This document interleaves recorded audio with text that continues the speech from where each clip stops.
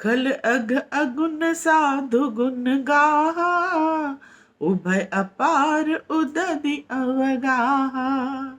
ते ते कछु गुण दोष बखाने, और संग्रह त्याग न बिनु पहचाने।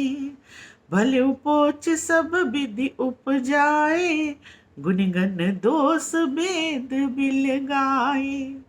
कहीं वेद इतिहास पुराना, विधि प्रपंच गुण अवगुण साना। खल अर्थात दुष्ट, और साधु मतलब सज्जन पुरुष। तो खल के अंदर क्या होता है? अघ। अघ मतलब पाप की राशि होती है, और अवगुण की खान होते हैं। और साधु जो होते हैं वह गुणों की खान होते हैं। और दोनों ही के गुण और अवगुण समुद्र के समान अथाह होते हैं। जैसे समुद्र में इतनी गहराई है, कितनी लंबाई चौड़ाई, कोई थाह किसी को नहीं मिलती। इसी प्रकार न तो सज्जनों के सज्जनता की थाह मिलेगी, और न दुष्टों के दुष्टता की थाह मिलेगी। ये तुलसीदास जी रामचरितमानस में कह रहे हैं। लेकिन फिर भी तुलसीदास बाबा कहते हैं, मैं कुछ गुण और दोष वर्णन करने का प्रयास कर रहा हूँ। और क्यों कर रहा हूँ? क्योंकि संग्रह त्याग न बिनु पहचाने। बिना गुणों को जाने और बिना अवगुणों को जाने हम यह कार्य नहीं कर पाएंगे कि हम गुणों का संग्रह कर लें और अवगुणों का त्याग कर लें। जब हम गुण क्या है अवगुण क्या है ये जानेंगे, तभी हम गुणों का संग्रह करेंगे और अवगुणों का त्याग करेंगे। इसलिए तुलसीदास जी यहाँ गुण और अवगुण का, दुष्ट और सज्जन का, दोनों के विषय में वर्णन कर रहे हैं। जैसे दुष्ट और भला व्यक्ति सब ब्रह्मा जी के उपजाए हुए हैं। ब्रह्मा जी ने इस सृष्टि की रचना की, तो ब्रह्मा जी ने ही सबको बनाया, ऐसा माना जाता है। और गुण दोष भी ब्रह्मा जी ने ही बनाए कि ये व्यक्ति दुष्ट है, भाई इनके अंदर ये दोष है, और ये सज्जन है, इनके अंदर ये गुण है। तो लेकिन ये गुण दोष को अलग अलग किसने बताया? वेद बिलगाए। हमारे जो वेद हैं उन्होंने इन गुण दोषों को अलग अलग करके बताया।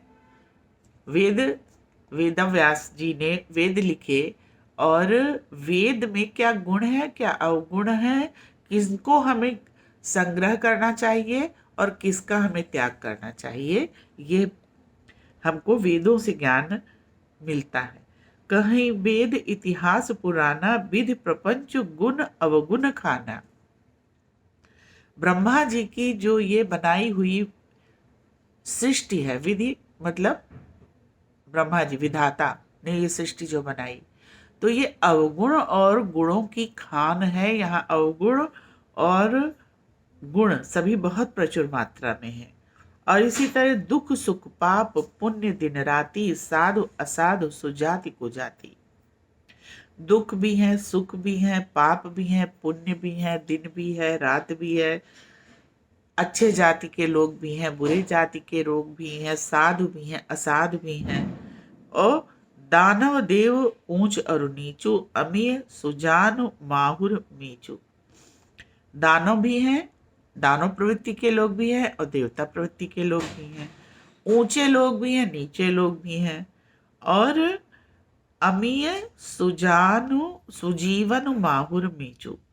अमृत भी है जो जीवन प्रदान करता है, अमृत तो प्रदान करता है। और माहुर मीचू विष भी है जो मौत देता है, जो मृत्यु को प्रदान करता है। और ये सब क्यों है? माया ब्रह्म जीव जगदीसा, लक्ष्य अलक्ष्य रंक अवनीसा। काशी मग सुर सरि क्रम नासा, मरुमारव मही देव गवासा। सरग नरक अनुराग बिरागा, निगमागम गुण दोष विभागा। परमात्मा सर्वव्याप्त है, परमात्मा चेतन स्वरूप है, और माया जो है वो मोह है। मोह की प्रतीक है माया। एक हमारे अज्ञान का आवरण, मोह का, माया का आवरण हमारे सत्य के ऊपर पड़ा रहता है, तो मेरी दृष्टि, मतलब जीव की दृष्टि दिग्भ्रमित रहती है, और अपने पूर्व जन्म के कर्म के अनुसार ही, और परमात्मा से आवृत्त, परमात्मा को माया आवृत्त करके जीव के पूर्व जन्म के कर्म के अनुसार उसको जन्म प्रदान करती है।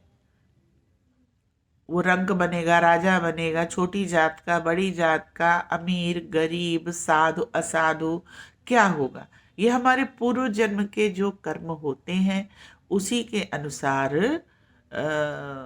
ये परमात्मा सत्ता तो सर्वव्यापक है, लेकिन ये हमारा जीव जो है अपने कर्मों के अनुसार माया के कारण शरीर में आबद्ध हो जाता है, और वो किस प्रकार का शरीर और जन्म पाएगा ये उसके कर्म निर्धारित करते हैं।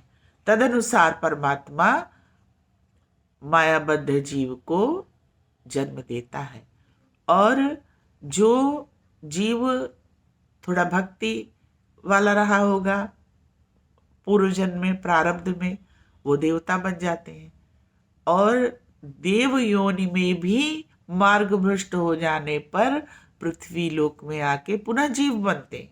और ये जो जीव हैं ये भी परमात्मा की ओर जब अग्रसारित होते हैं और ज्ञान प्राप्त करते हैं, भगवत चिंतन करते हैं, साधना करते हैं, जप तप तपस्या ध्यान समाधि करके परमात्मा स्वरूप हो जाते हैं, वो देवता से भी ऊपर हो जाते हैं। तो जीव की योनि ऐसी कही गई है जो सीधे परब्रह्म परमात्मा से हम अपना सामीप्य बना सकते हैं, और अपने पूर्व जन्म के प्रारब्ध को अपने सद्गुणों से काट के जानत तुम्हें तुम्हें हो जाई, ब्रह्म स्वरूप होके जीवन मुक्त की अवस्था प्राप्त कर सकते हैं। तो स्वर्ग नर्क सब यही है। कहते काशी में मरोगे तो स्वर्ग मिलेगा, और मगहर में मिलोगे तो नर्क मिलेगा। मगहर भी इसी पृथ्वी पे है, काशी भी इसी पृथ्वी पे है।